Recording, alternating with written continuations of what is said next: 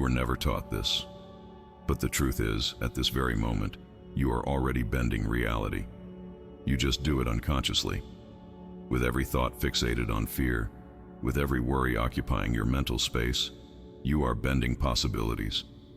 But always towards repetition, resistance, and what you fear the most. There's a reason why no one speaks openly about this process. Not because it's too mystical, but because it shakes the invisible structures that support everything around you. The method you're about to discover has been called forbidden by some, not because it contains any kind of hidden magic, but because it delivers a power that most people are not ready to take on, the vibrational responsibility for everything that manifests. Now, observe sincerely. How many times have you felt that life seemed stuck, as if there was an invisible barrier between what you desire and what actually happens? And what if I told you that this barrier isn't external? That it arises exactly from the way you observe, feel, and focus your energy? Today, you're going to discover a path that isn't taught in textbooks, and even less explained in a superficial way. Together, we're going to access the vibrational core where reality bends, where focus, when aligned with the right emotion, becomes a direct command to the field. Maybe you'll feel discomfort at the first words. Maybe some resistance will arise as I speak. That's natural, because what we're about to touch is exactly what your belief system fears the most to release. The illusory control over what you believe to be reality. Everything you call reality is, in fact, a field of energy in constant motion. An invisible network of information, frequencies, and possibilities. What you see, what you feel, and even what you touch are just densified manifestations of vibrational patterns that organize themselves in response to what you, consciously or unconsciously, maintained as focus. Behind every event, there's an invisible guiding thread, and this thread is your attention. Focus is not just a mental process. It is an electrical current, a flow of energy that runs through your entire nervous system, sending signals to your electromagnetic field and silently communicating an instruction to the universe. Every time you fix your attention on something, you are feeding a vibrational code. You are sending a silent order that the field, inevitably, will try to fulfill. Quantum physics has already shown that the observer interferes with the outcome of any experiment. But what few realize is that this isn't limited to laboratories or scientific experiments. It's happening all the time, inside your daily life. The simple act of looking at a problem, talking about it, feeling emotionally connected to the fear of it repeating, is already enough to reinforce its presence in the field. Focus is like a lens. Where you point it, energy accumulates. Where you sustain your attention, reality starts to bend. Not instantly, but with a mathematical precision that few notice. What you call coincidence is often just the echo of an attention that was sustained long enough to start collapsing matter around it. Imagine focus as a beam of light passing through an invisible field.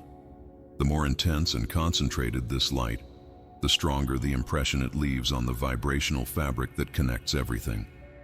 That's why when you fix your attention on something with emotional intensity, you are, in a way, drawing new roots within this field. You're creating subtle deformations, bends, that gradually start materializing as events, encounters, opportunities, or repetitions of suffering, if the sustained emotion is fear, resistance, or scarcity.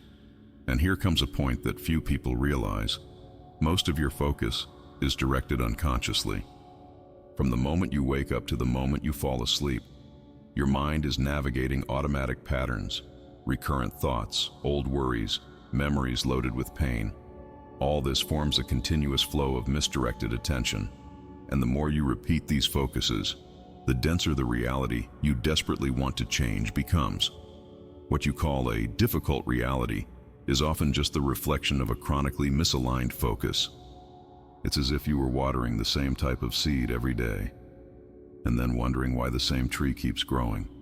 But here's the truth that can change everything. Where attention goes, energy bends. Have you noticed how just thinking repeatedly about a problem, makes new details of that problem start to emerge, as if the universe itself begins giving you more reasons to believe it's real. That's not a coincidence. That's the field responding to your vibrational command.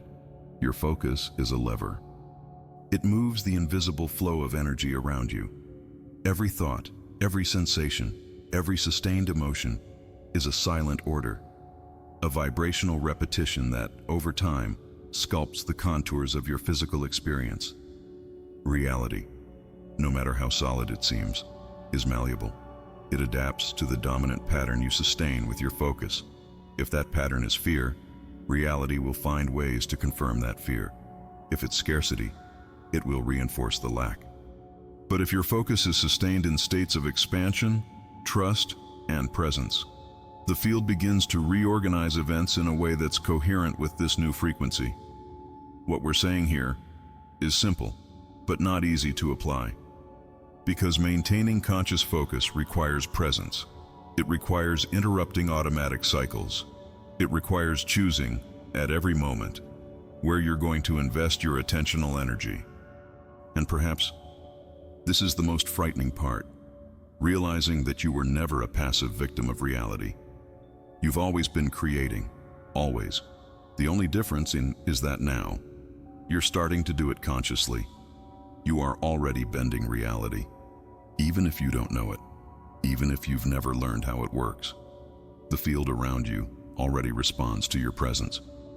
Every day, with each emotional choice, with each fixed thought, you're bending possibilities, reinforcing patterns, and collapsing events. But you're doing it unconsciously. Without realizing, you've been the architect of your own cycles of pain, scarcity, and repetition. And that may be one of the hardest truths to accept. How many times have you caught yourself saying phrases like, "Nothing works out for me," or "It's always the same thing"? How many times have you found yourself stuck in situations that seemed like emotional copies of past experiences? Different relationships, but with the same outcome. New opportunities, ending with the same frustration. Dreams that start with enthusiasm, but soon get lost in a sea of self-sabotage. This isn't bad luck. It's not destiny. And it's not a cosmic conspiracy against you. It's just the consequence of a poorly calibrated focus, sustained by old emotions and reinforced by years of repetitive observation of the same fears. Every time you wake up and the first thing you feel is anxiety, every time you mentally relive a scene of rejection, loss, or failure, you are sending a vibrational command to the field. You're saying without words, "Show me more of this." And the field, with the precision of a quantum mirror, simply obeys. It's easy to fall into the illusion that external events are random, that you have no control over them. But stop and look more closely. There's an invisible thread linking yesterday's moments to today's. There's an emotional pattern behind the situations that bother you the most. And this pattern is born from your way of observing, from your way of focusing. The universe, the field, doesn't react to what you rationally desire. It responds to the frequency you consistently sustain, and this frequency is built by what you feed most with your emotional attention. It's not enough to want something new. It's not enough to visualize a new reality for a few minutes and then spend the rest of the day feeding the same fears. The field doesn't move for superficial desires. It responds to what vibrates the strongest inside you. And what vibrates the strongest, almost always, is what you fear, what you want to avoid but can't stop thinking about, what you pretend you've overcome, but still echoes as a constant noise in your thoughts. Until you observe these unconscious focuses, until you recognize how much you've been feeding the reality that hurts you the most, the repetitions will continue. And don't be mistaken, the force of your attention is already bending the field. It's already bending reality around you. But it's doing so based on old patterns, on unresolved fears, on beliefs that tell you you're not capable, that it's hard, that you need to struggle a lot to have a little. The good news is, if you can create unconsciously, you can also learn to create consciously. The first step is to accept this truth. You're already creating. You always have been. You always will be. There's not a single moment when the field stops responding. What changes is the quality of your presence, the clarity of your observation, the emotional intention behind each focus. Start noticing the small repetitions in your day, the conversations that always seem to revolve around the same problem, the emotions that return even after you swore you had resolved them. All of this are unconscious bends, micro-curvatures in the field, sustained by years of misdirected attention.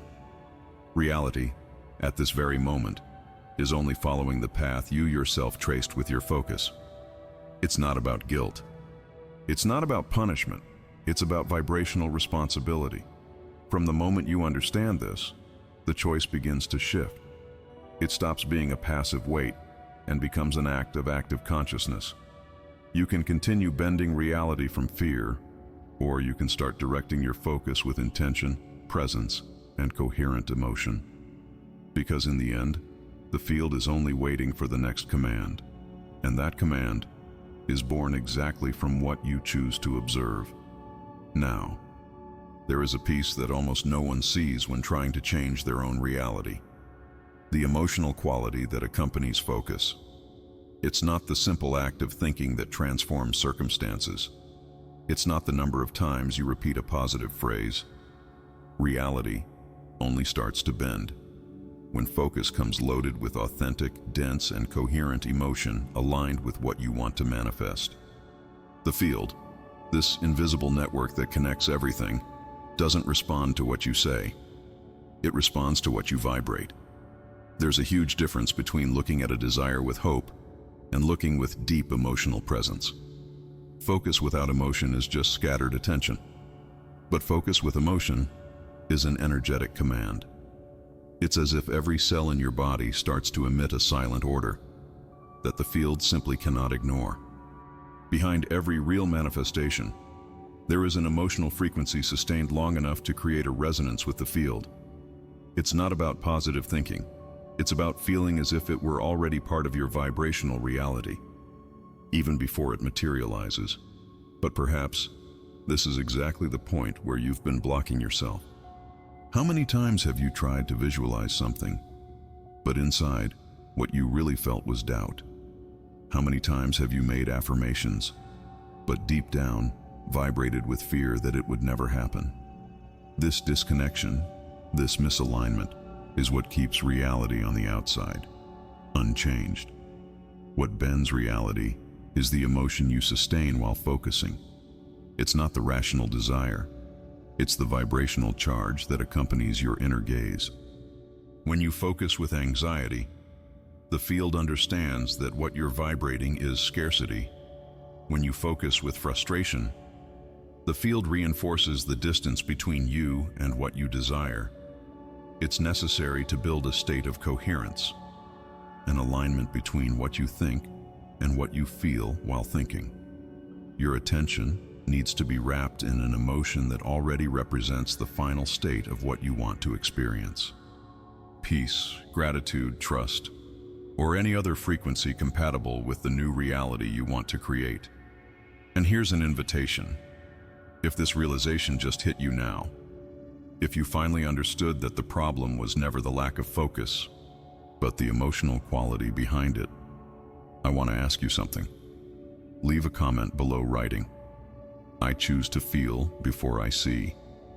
This will help you anchor this understanding, and it will also show the field that you're starting to make a conscious vibrational choice, because understanding is one step, but declaring your choice is the beginning of a new frequency. Sustain focus until the field responds. This is the stage where many people give up, because here, it's not enough to know what you want. It's not enough to feel it for a few minutes and then go back to old thought patterns.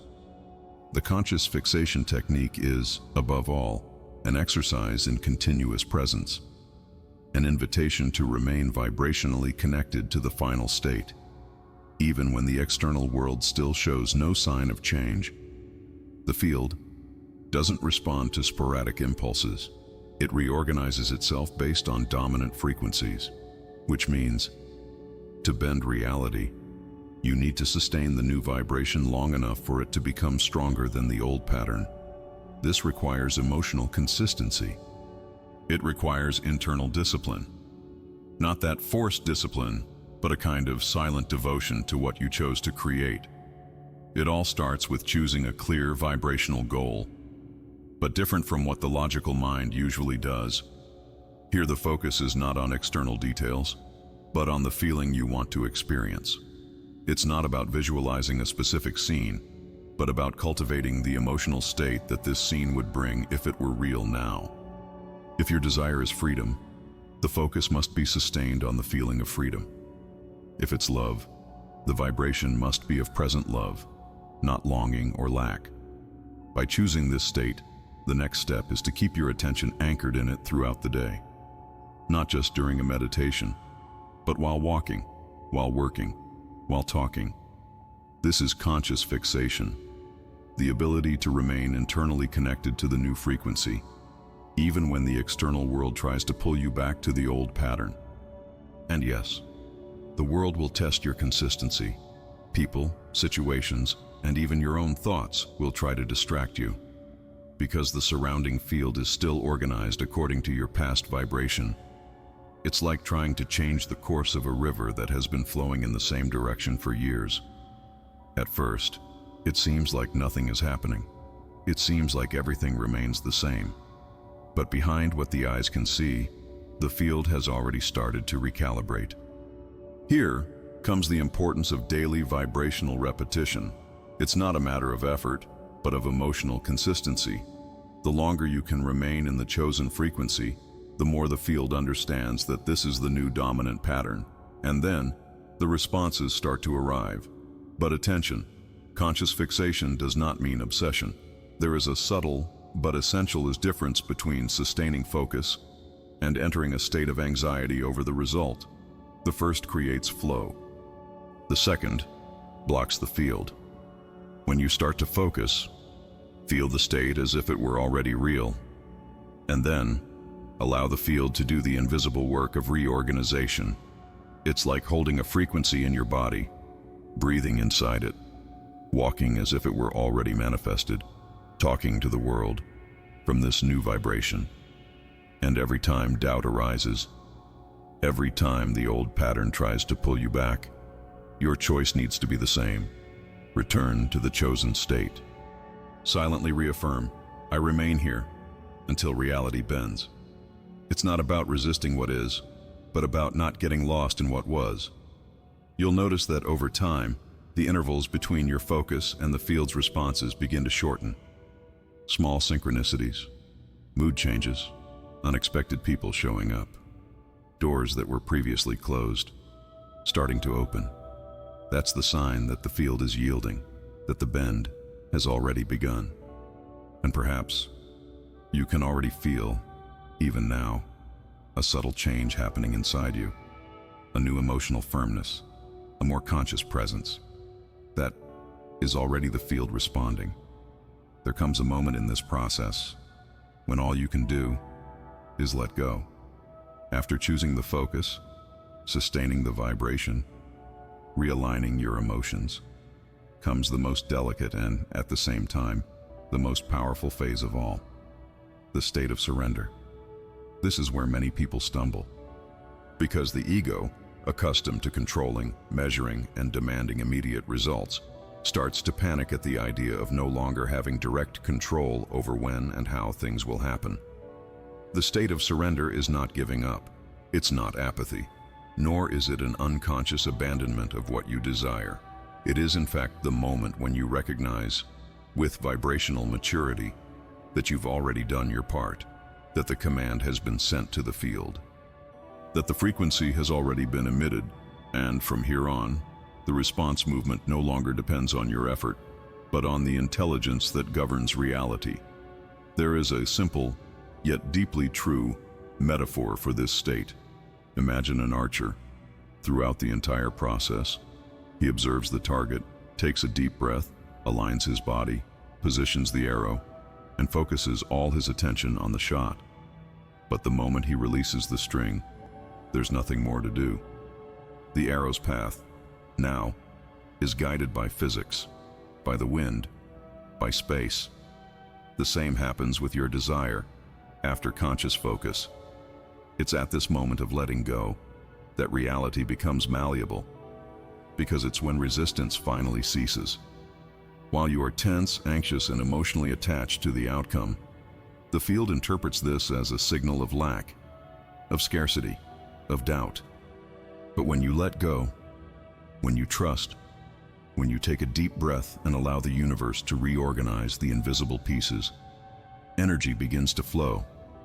The state of surrender is an internal space of acceptance, not in the sense of accepting what you don't want, but of trusting the process. Trusting that there is a greater intelligence operating behind every detail, that things are moving, even if you can't see it yet. And it's precisely in this phase that the first signs begin to appear.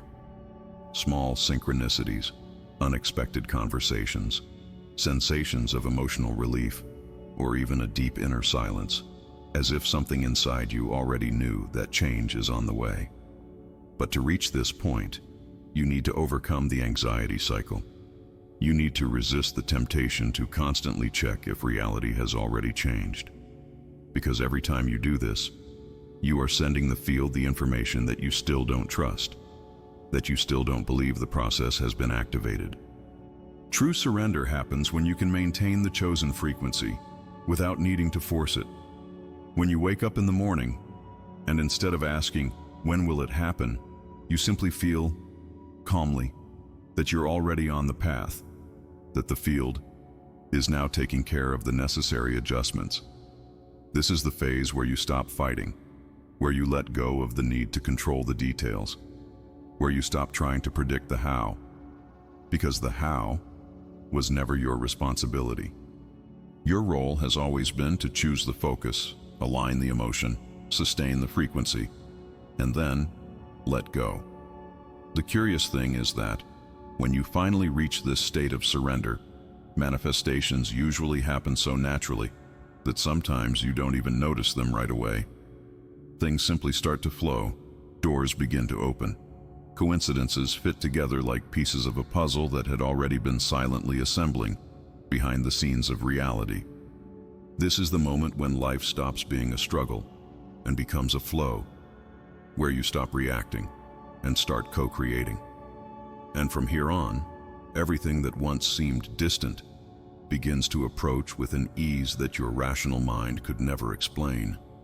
When the field begins to respond, it almost never comes with big explosions of change.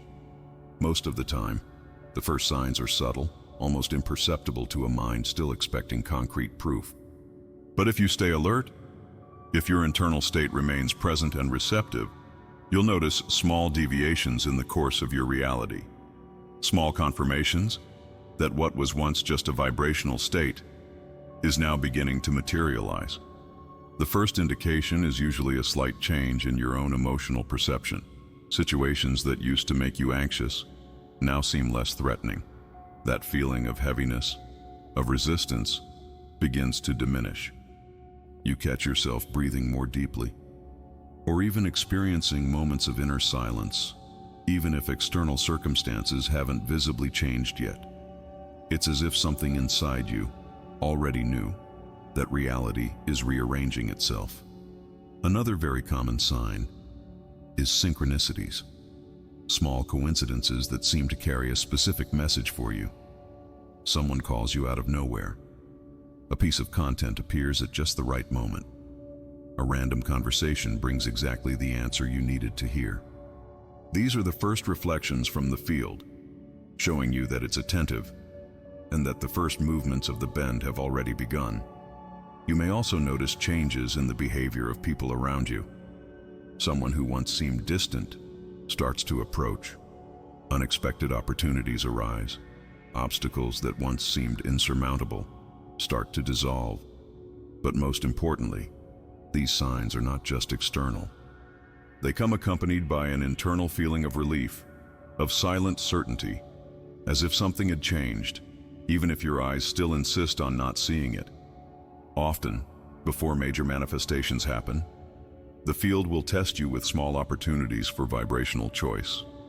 situations that arise to check if you've really changed the pattern, or if you're still stuck in the old frequency. You may, for example, receive news that would normally bring you down, but this time, you react with a calm you didn't even know you had. This is already the field bending. Another important sign is the emergence of spontaneous thoughts of gratitude and completeness. For no apparent reason, you feel like giving thanks. You feel that everything is right, even if the physical situation hasn't changed yet. This emotional state is one of the strongest confirmations that your vibration is already affecting the field. But attention, it's precisely at this stage that many people get lost, because upon noticing the first signs, the immediate impulse is often to force even more, or to start anxiously looking everywhere, trying to find concrete proof that the manifestation is coming. This anxious movement, if not observed, can interrupt the flow and delay the process. Your role here is to recognize the signs, welcome them with gratitude, and then continue sustaining the chosen vibration. No rush, no demand, with the confidence of someone who already knows that reality will inevitably bend. And if at any moment doubt returns, if the mind starts to question, take a deep breath and remember what has already been done. Remember the attention you directed, the emotion you sustained, the surrender you practiced. All of this built a vibrational foundation that the field is already recognizing. Reality is starting to bend, not because you forced it, but because you sustained it, with presence, with emotion, and with surrender. Now, the process is inevitable. We've reached the end of our journey, and now, perhaps for the first time, you can clearly feel that reality was never something fixed. It has always been in motion, silently responding to what you focus on, feel, and sustain. What once seemed impossible, what once seemed distant, today reveals itself as a vibrational choice that was always in your hands. You are no longer trapped in the cycle of doubt, nor in the repetition of old patterns. Now, there is awareness, there is presence, there is the memory that the field has already heard your call. And before closing, I want to make an invitation. If you've made it this far, if you stayed until the end, it means that something inside you has already begun to move. So that I know who really completed this journey, right here in the comments, the field is already listening to me. I want to see who is ready, who chooses, and who is truly willing to bend their own reality from now on.